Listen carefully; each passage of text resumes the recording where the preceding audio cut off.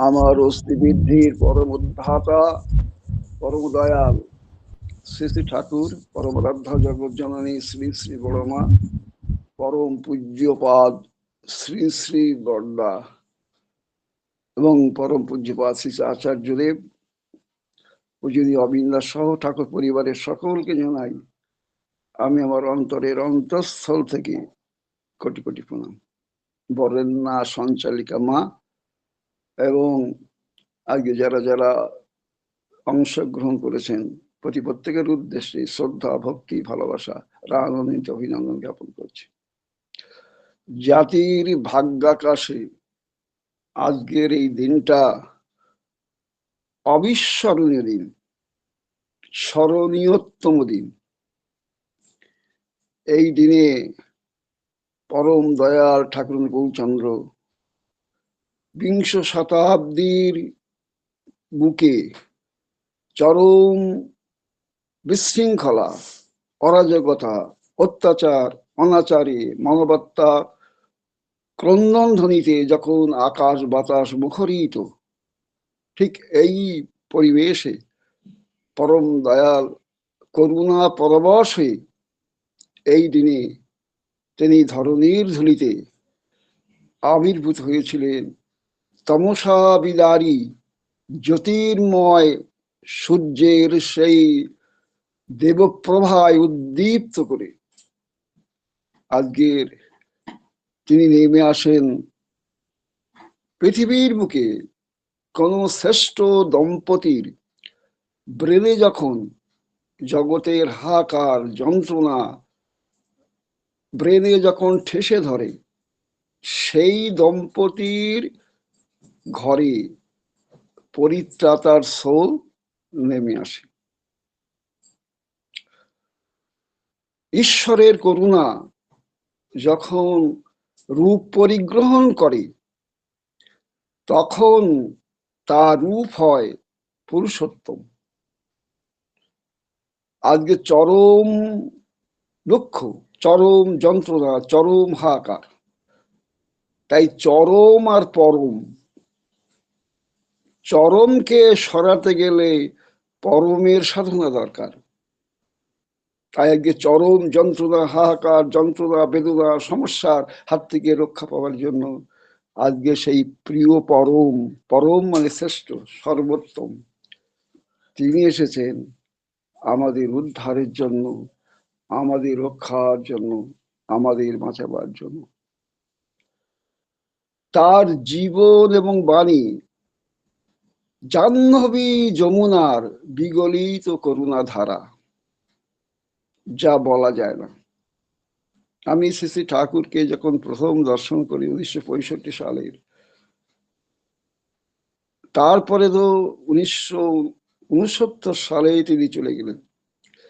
এই কয়েক বছরে আমি যেটা অনুভব করেছি তার জীবনে, তার মধ্যে আমি দেখেছি শ্রী চৈতন্যের প্রেম, রামকৃষ্ণের সমন্বয়, বুদ্ধের সাধনা, হযরতের দৃঢ়তা। দেখেছি তার মধ্যে শ্রীরামচন্দ্রের যে রামরাজত্ব তৈরির যে স্বপ্ন, ভগবান শ্রীকৃষ্ণের যে সর্বসমস্যা সমাধানকারী ধর্মরাজ্য সৃষ্টির যে ইঙ্গিত, এগুলো তার জীবনের মধ্য দিয়ে, বাণীর মধ্য দিয়ে, তার চলনের মধ্য দিয়ে, আচরণের মধ্য দিয়ে এগুলো আমি অনুভব করেছি। দেখেছি তার মধ্যে মহাপ্রেমের মূর্ত প্রতীক। তার দেহ থেকে, তার চোখ থেকে বিগলিত প্রেম যেন ননির মতন ঝরে ঝরে পড়ত,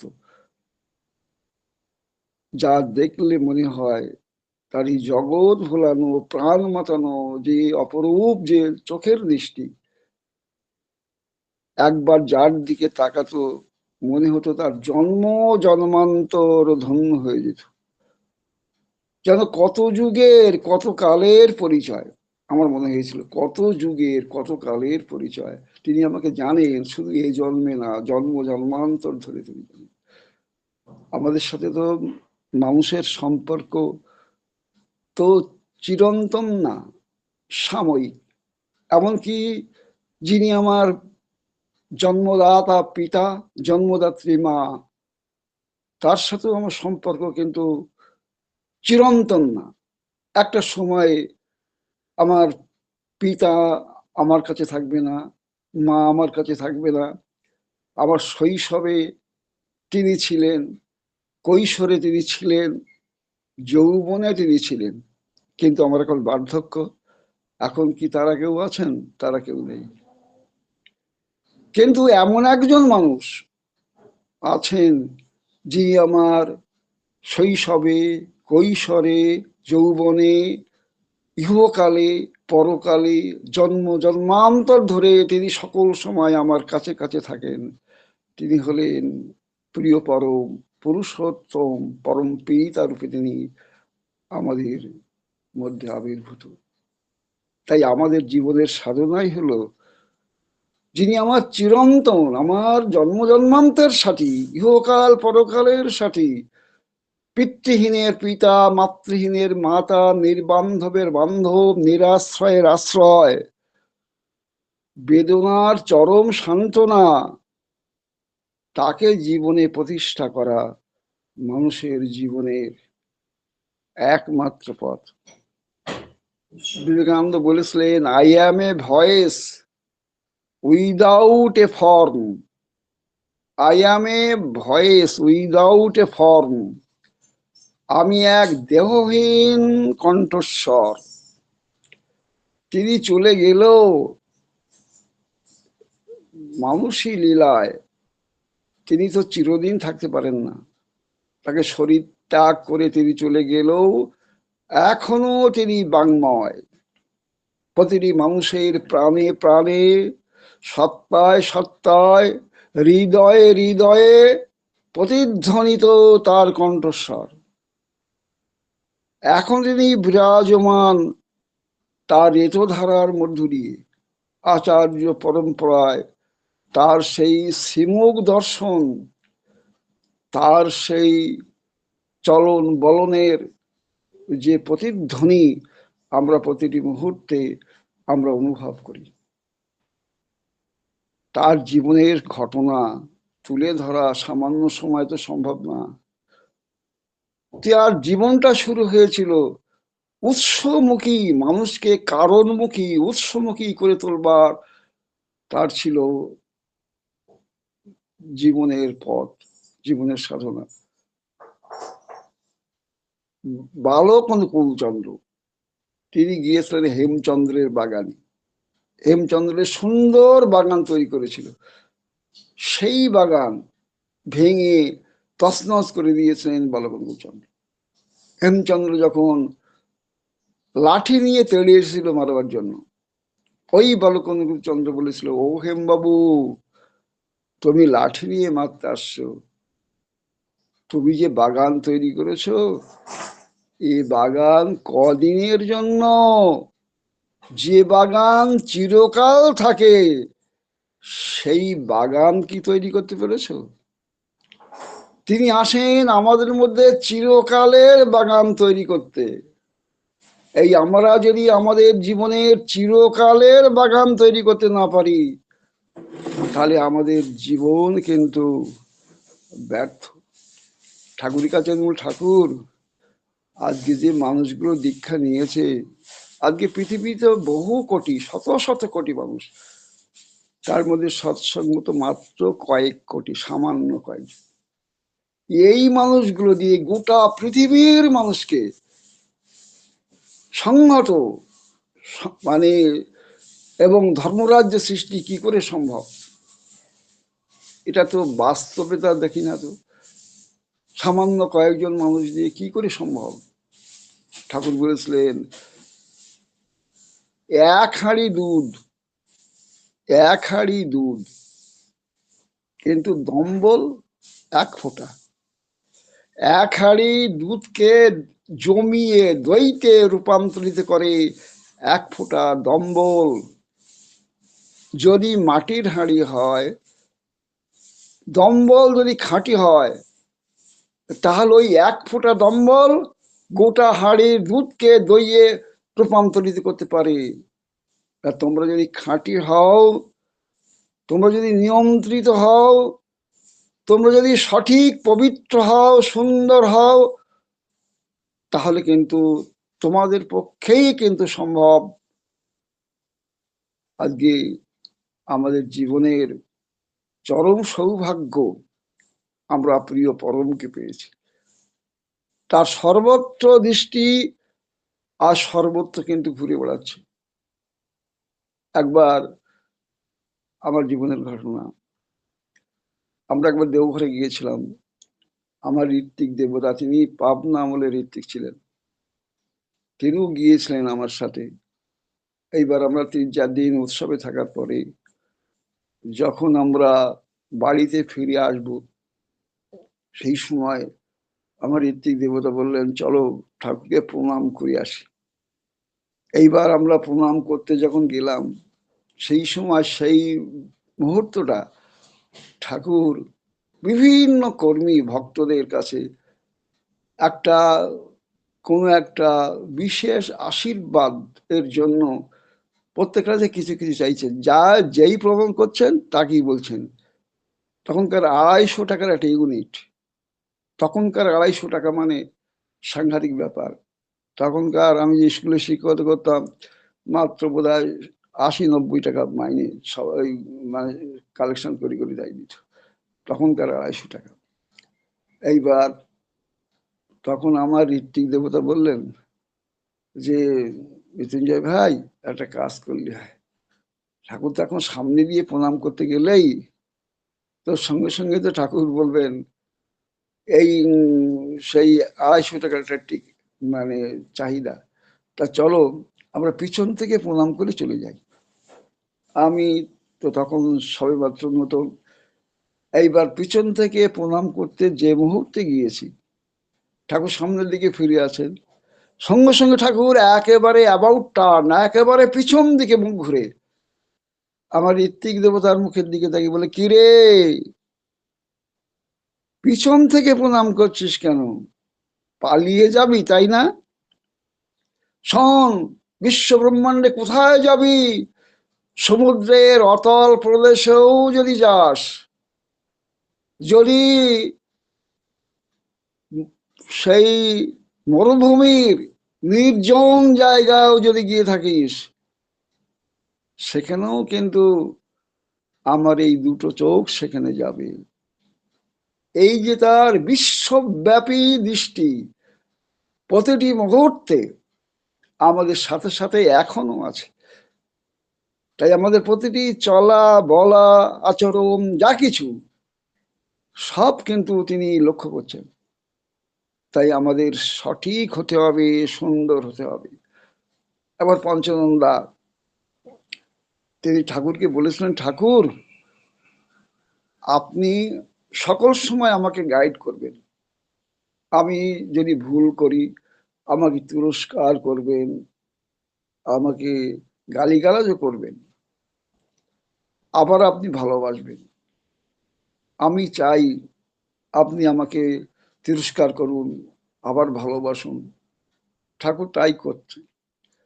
হঠাৎ একদিন ঠাকুর পঞ্চনন্দাকে একদিন তিরস্কার করলেন, ভীষণ তিরস্কার করলেন। পঞ্চনন্দা মনে মনে ভাবলেন, ঠাকুর আমাকে তিরস্কার করলেন কেন? আজ তো আমি কোনো অন্যায় করিনি, কিছুই করিনি, এই তিরস্কারটা কেন করলেন? মানুষের মন, আমাদের মন ওঠানামা করে, কখনো একটা ভাব, কখনো আর একটা ভাব। এই ঠাকুর এই কথা বলায় ঠাকুর সঙ্গে সঙ্গে গম্ভীর হয়ে বলেছিলেন, শুনুন পঞ্চনন্দা, আমি সেই কৈফিয়ত দিতে পারি কেন আপনাকে তিরস্কার করলাম, কিন্তু এই কৈফিয়ত দেওয়ার পরে এই চাণক্য আর মন্ত্রিত্ব করবে না, আপনার জীবনে এই চাণক্য আর মন্ত্রিত্ব করবে না। এই কথা শুনেই পঞ্চনন্দা ভয় পেয়ে গেলেন।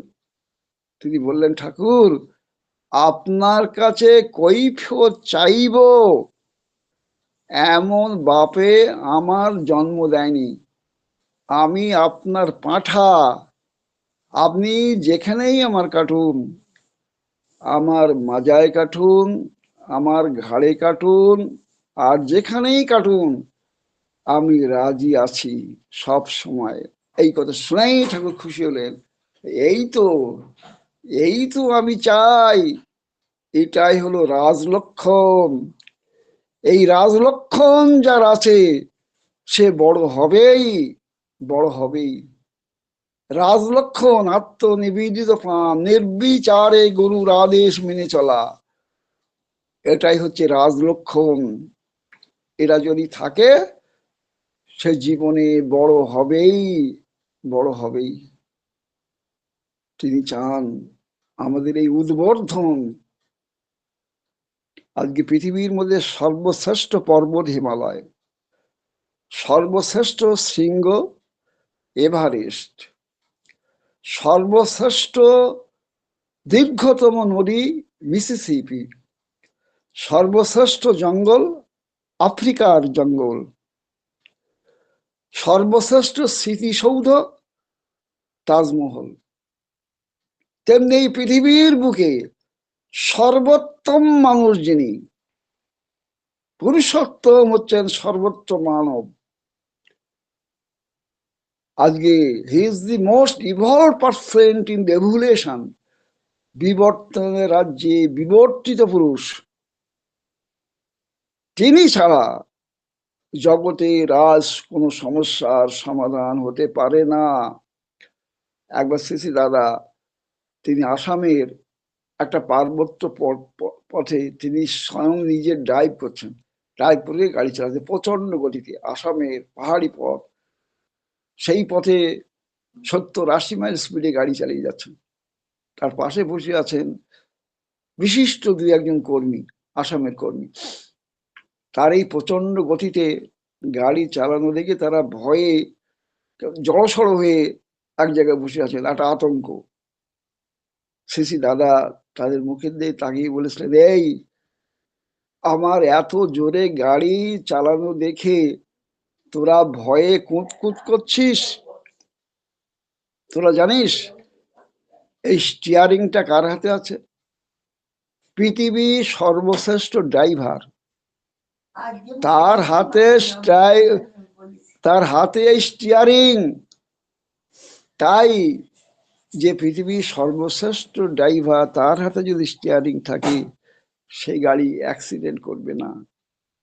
আচার্য পরম্পরায় যে সর্বশ্রেষ্ঠ স্টিয়ারিং আজ পরম দয়াল আমাদের দিয়ে দিয়েছেন, তার প্রতি যদি গভীর বিশ্বাস নিয়ে যদি আমরা চলতে পারি, আমাদের জীবন সুন্দর হবে, সার্থক হবে। আসলে হ্যান্ডেলটা তার কাছে দিতে হবে, আমরা হ্যান্ডেলটা তার কাছে দেই না, হ্যান্ডেলটা আমরা নিজের কাছে রাখি। তাই তিনি আমার কিছু করতে পারেন না। তাকে যদি আমার জীবনের হ্যান্ডেল তুলে ধরতে পারি, তাহলে আমাদের জীবন সার্থক হবে, ধন্য হবে। কবির কথা দিয়ে শেষ করি, কারণ আমাদের তো 7:05। এই আমি একটা মন্দিরের দায়িত্বে আছি, সেখানে আমার জন্মলগ্ন ঘোষণা করতে যেতে হবে, এখানে যেতেও 10-15 মিনিট সময় লাগবে। তাই সেই কবির কথায়, জীবন সপিয়া জীবনের সব পেতে হবে তব পরিচয়, তোমার ডঙ্কা হবে যে বাজাতে সকল শঙ্কা করিয়া যায়। জয় গুরু।